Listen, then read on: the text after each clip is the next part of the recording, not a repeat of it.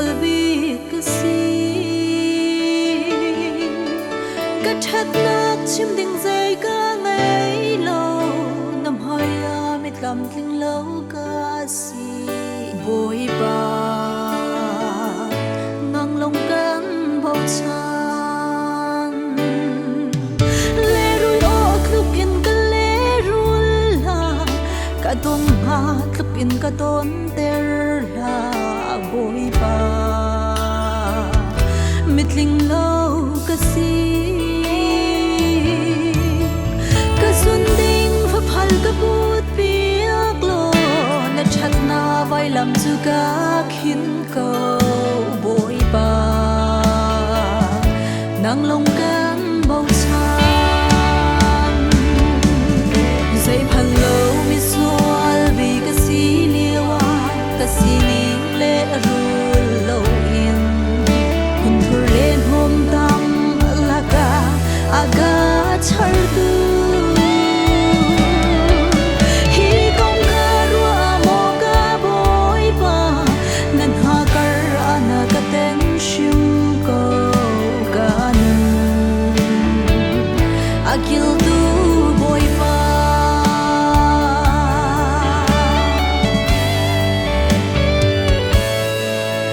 mini an that nak an ni chim a ke chu mi lam ting lo mi ka si boi ba nang hal chi che ko ka that nak ba kha kam hu biak lo ka chiat nak za kha ka thu biak ko boi ba mi cham bao ka si zai man lo mi sual bi ka si liwa ka si ning le ru lo in hun thur len hom tam laga aga char tu hi kong ka rua mo ka boi ba nan ha kar ana ka ten shim ko ka nu akil tu boi ba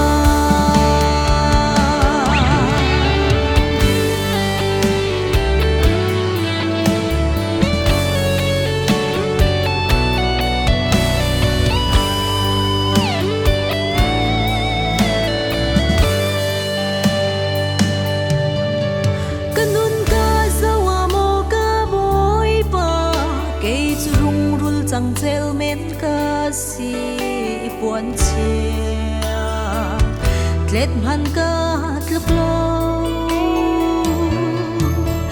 atlau mi kanun na kol ruang mo vai lama china fak bi na tuar min sual hi phil hin lo zai man lo mi sual bi ka si liwa ka si ning le ru lo in hun thur len hom dam alaga aga char tu hi kong ka rua mo ka boi ba nan ha kar ana ka ten shim ko ka nu agil tu boi ba zai man lo mi sual bi ka si liwa ka si ning le ru lo in hun thur len hom tam alaga aga char tu hi kong ka rua mo ka boi ba nan ha kar ana ka ten shim ko ka nu akil tu boi ba ka nu akil tu